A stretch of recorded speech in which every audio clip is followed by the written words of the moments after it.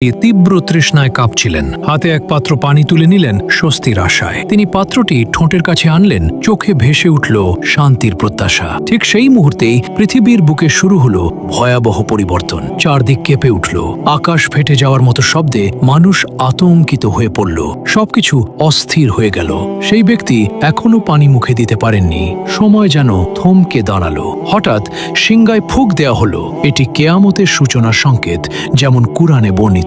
মানুষ দিশেহারা হয়ে পড়ল। কেউ সম্পদ, কেউ পরিবার, কিছুই আর রক্ষা করতে পারল না। সেই ব্যক্তি বুঝলেন, দুনিয়ার সামান্য তৃষ্ণার চেয়ে আখিরাতের প্রস্তুতি ছিল অধিক জরুরি। এক ফোঁটা পানি মুখে দেওয়ার সুযোগও আর রইল না। সব হিসাবের সময় এসে গেল। এভাবেই শেখানো হলো, জীবন ক্ষণস্থায়ী, কেয়ামত হঠাৎ আসবে। তাই সর্বদা প্রস্তুত থাকা জরুরি। আল্লাহ তাআলাকে ভালোবেসে থাকেন তাহলে ভিডিওটিতে একটি লাইক এবং চ্যানেলটি সাবস্ক্রাইব করুন এবং আল্লাহ তাআলার নামটি কমেন্টে লিখে যান।